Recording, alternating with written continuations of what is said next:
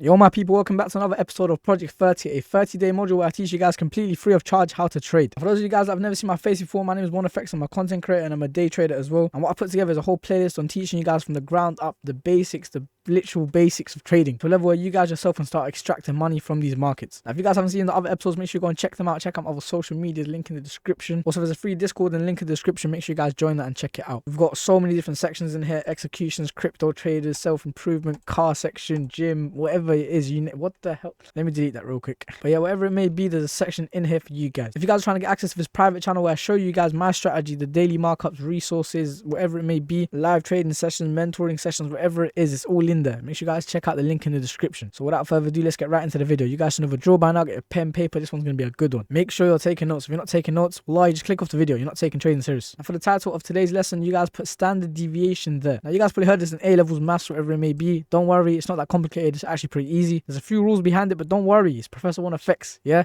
going to teach you guys everything you need to know. So for example, let's just say a textbook buy model, right? We would have a form of accumulation, equal highs being built up, all of this liquidity. We had a clear manipulation move into like a higher time frame, PDRA, market structure shift, fair value gap entry, you guys name it. Where do you put your TP? Because yes, you guys can put it on these equal highs. That is easy. However, you guys want to use something called standard deviation because this can help you in so many different ways. So once again, if you guys haven't watched the last video, I taught you guys how to use your Fibonacci tool for your entries. You guys will literally use it from the low to the high. And make sure you guys make a note of this. I forgot to say this in the other episode. If it's a buy, go from the low to the high. If this was, however, a sell model, go from the high to the low. This way your 0.618 will be inverted. You guys can see the 0.618 should be on the higher if you're looking for a sell, and it should be lower if you're looking for a buy. That's kind of like common sense. But yeah, let's just say you guys would take an entry off of the 0.618, stop loss on the low, whatever it may be. What you guys can do is you guys can mark out a standard deviation projectile target to show you guys where you can expect a potential reversal, a retracement, or where you can have your TP levels. Let me show you what I mean. It sounds a lot more complicated to how I've explained it, but I promise you guys it's not that hard. So you guys can see this move here, we can agree that this is the manipulation leg, right? Again, this was just a minor retracement. However, this was another manipulation leg. Would this leg here be manipulation? No, this was the distribution. This was when price starts to distribute to continue to deliver towards all of these liquidity pools at the highs. But as you guys can see, this was officially the last manipulation leg down, right? This was a manipulation leg. However, this was the last manipulation in the opposite direction before the distribution move. Basically the last manipulation leg, right? So how you guys mark out your standard deviation target is from the last manipulation leg to the market structure shift. Right, it's that easy. You mark out your market structure shift so you guys know when to stop. This is kind of like your break, right, where you pause. So from the last manipulation leg, from this swing low to the market structure shift. Don't go a bit higher, don't go a bit lower. Mark out your market structure shift and put this line on the market structure shift. Once you guys have that drawn out, this will project a target for you. Also, I forgot to show you guys, you should have your settings like this. I'm a bit of an idiot. I should have shown this in the other episode as well. But you guys want to copy the settings, have all of these boxes ticked, all of these numbers, make sure it's a minus and not a positive. Turn your background off. And once you've done that, press template, save as, and save it as standard deviation. Again, if you guys want to change your standard deviation and use your OTE, all you have to do is right click, go on template, and then go over to OTE. This will change it. Again, if you guys want to go back on it, all you have to do is right click, template, SD for standard deviation. Now this will project out a target, the -2 and the -2.5. You guys don't mark out the box, but I'm doing it for demonstration purposes. And this will also project out a 4. Now why this is good is it will tell you where you can expect the market to reverse and where you can expect a reasonable TP level. So let's give some more context to the trade. Let's just say originally we had this high established, whatever it may be, and we were coming down, and there we go, we've just met here. Why this is good is for your entry, you guys can target the -2 to 2.5. This is usually where I would at least partial out. I will move my stop loss to break even. I will close the trade fully, whatever it may be. I will do something to manage the position once the -2 to 2.5 has been hit. Let me explain. When the 2 to 2.5 gets hit, you can expect either a reversal or a retracement back into equilibrium of the most recent range. So cool, let's just say you've been tagged into your trade, you're getting them higher highs and higher lows in your direction, and boom, the 2 to 2.5 gets hit.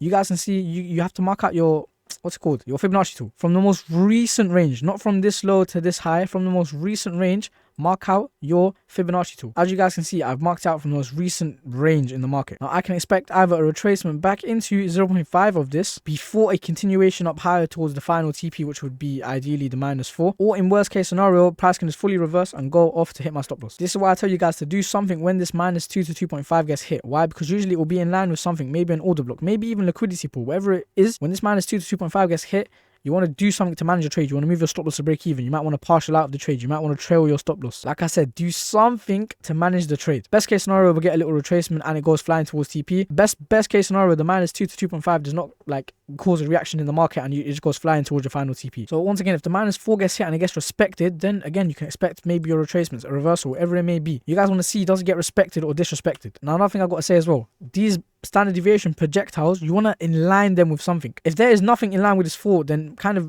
like you can target it if you want. There might be an order block somewhere like here. However, ideally you want to inline the standard deviation projectile with something in the market, whether it be an order block, whether it be a pool of liquidity, whatever it may be, you want to inline it with something. Now once again, let's flip the charts and let's just say it was a textbook sell model. We have a form of accumulation, we get this manipulation move up. As you guys can see, this was the last manipulation move higher before sellers took control of the market. We get the market shot to shift. So how I would draw it out is literally from the last manipulation move, I'll go to the high of it to the market structure shift. I want to inline these targets with some form of liquidity. I want to align it with whatever there is in the market. I want to see, does it align with anything? I repeat myself like 5 times there, but I'm hoping you guys understand it. But I guess that is literally it for standard deviation. It is not too complicated. Now let me show you guys some examples in the market. So I literally went over this trade breakdown. I didn't catch it, but I went over this like market analysis in the last episode. But I'll do it again. You guys can see we have a clean form of accumulation. This was the manipulation move lower. How do we know it's manipulation? Because we have done so many things. We have swept liquidity. These equal lows resting here in the market, they've been taken out. What have we then given? A market structure shift towards the upside. What have we also done just to make it even better of a setup? We've tapped into this 30-minute fair value gap. Have we respected it or disrespected it? You guys can see the body has not closed inside of the box. If you guys haven't watched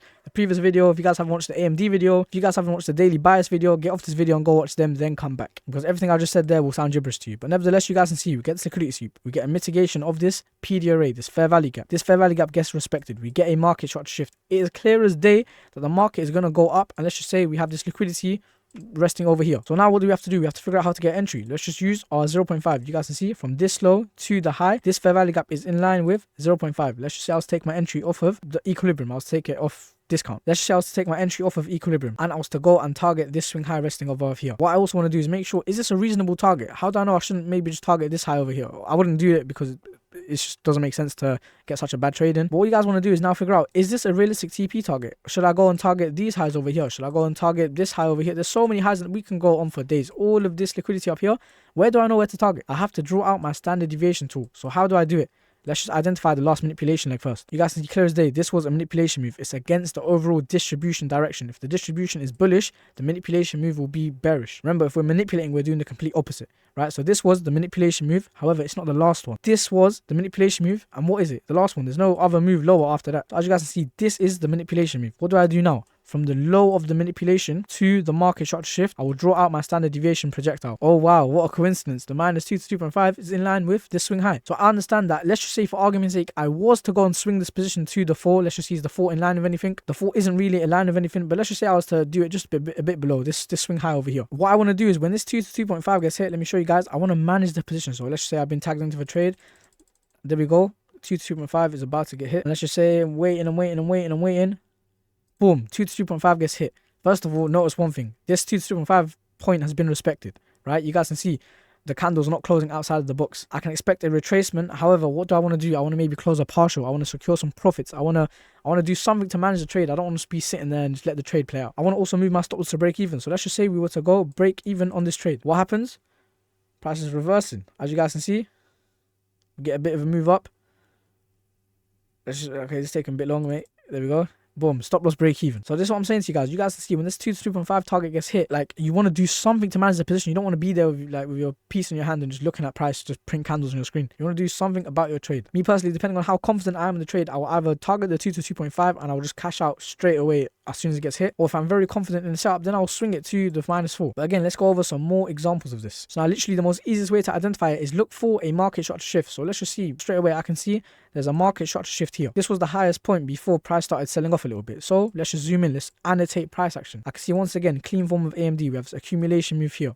We get this manipulation move. How do I know it's a manipulation move? We sweep liquidity. As you guys see, this swing high all the way over here gets pinched out. The market just about goes above it, and that is the liquidity sweep. What do we also do? We sweep liquidity again. So we've had multiple liquidity sweeps, and what have we also done? We've mitigated this order block. You guys can see this order block has been tapped into the last bullish candle before the big move down. Now, using the concept from the daily bias video, is this order block being respected or disrespected? It is clearly being respected. No bodies or closing and outside of the box. So now cool, let's go back to lower time frame. I can see that we get this market structure shift below this swing low here. So let's just mark out the market structure shift. Let's just identify the manipulation legs as well. We can see there's a manipulation leg here, a retracement, manipulation, a retracement, manipulation, market structure shift. This is clearly the last manipulation leg before the market structure shift. So from the high to the market structure shift down here, I will draw out my standard deviation projectile.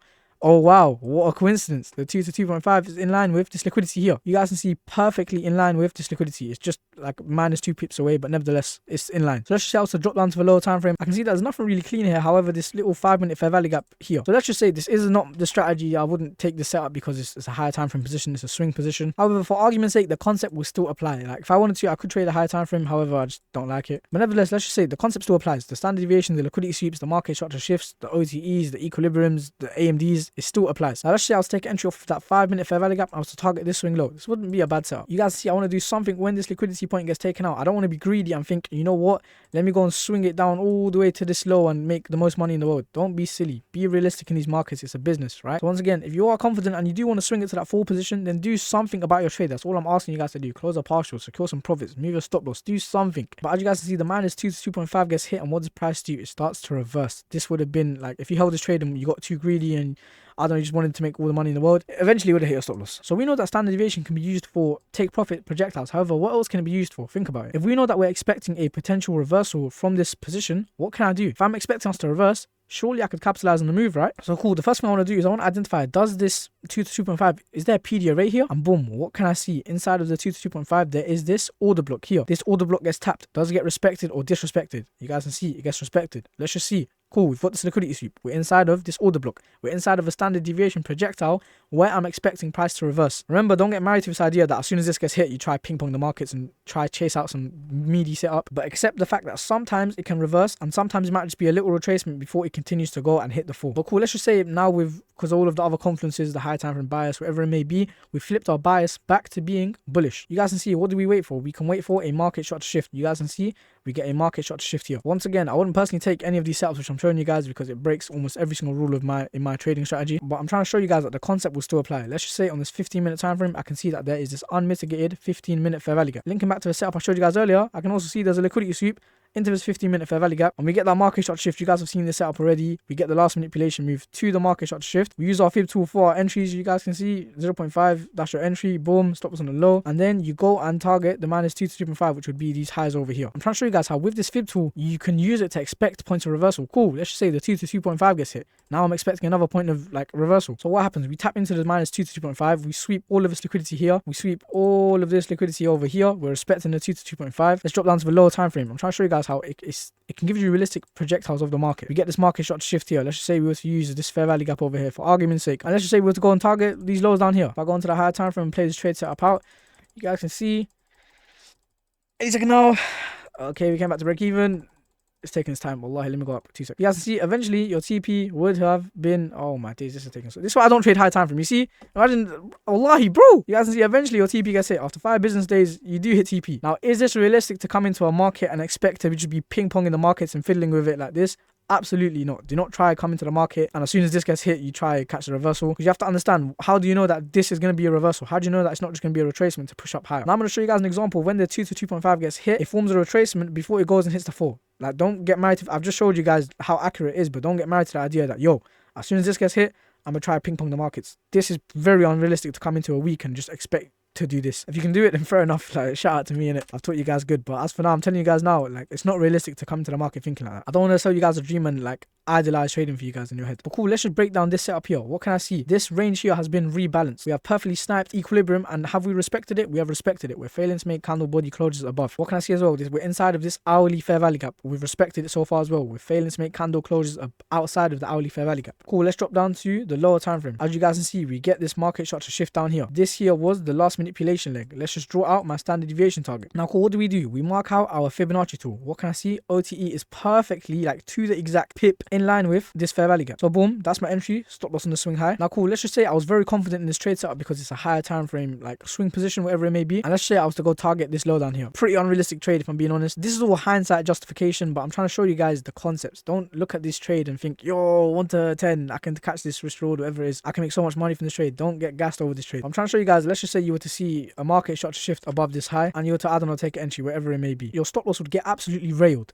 right? I want you guys to understand that your stop loss would get touched. Like I said, don't be thinking that, yo, 2.5 has been hit, I'm gonna catch the reversal of my lifetime. No, if the market was always reversing as well, this is a mistake people make. I'm gonna give you guys a bit of a gem here, right? I don't really want to say this, but why not? This is the mistake that people make. Every single day they come into the market and they're expecting a reversal to happen. If the market was constantly reversing, what would it be doing? If we reverse to the highs, come to the lows, we reverse back to the highs, we take out the highs, we reverse back to the lows, we give a liquidity sweep for the lows, what would you can see it will just be accumulating. The market doesn't accumulate 24/7. It will have this accumulation phase and then it will just crash out and just go take a run out. So this is what I'm saying. Don't always be chasing these reversals. Reversals are very hard to catch. Why? That's simply because reversals don't happen every single time in the market. If the market was always reversing, we would just be consolidating. But like I said, you guys can see the -2 to 2.5 gets hit. We retrace back into the range. However, we end up selling off overall. And in this trade, your TP would have been hit. Would I have gone for this trade? Once again, probably not, because this is a bit of a swing position. But boom, just like that, you guys can see your TP would have eventually been hit. But anyways, I guess that's been it for this video. If you guys are trying to take your trading seriously and to the next level, make sure you go check out the link in the description. And if I'm being completely honest, I did not want to include these next couple episodes that I'm going to be dropping, including this one, into the free version of Project 30. However, I thought it's only right I start giving you guys some more source than just basic market structure. But there's plenty of more source in the finalized version of Project 30. Make sure you guys check that out. Once again, it's been your boy 1FX. Take care, my people.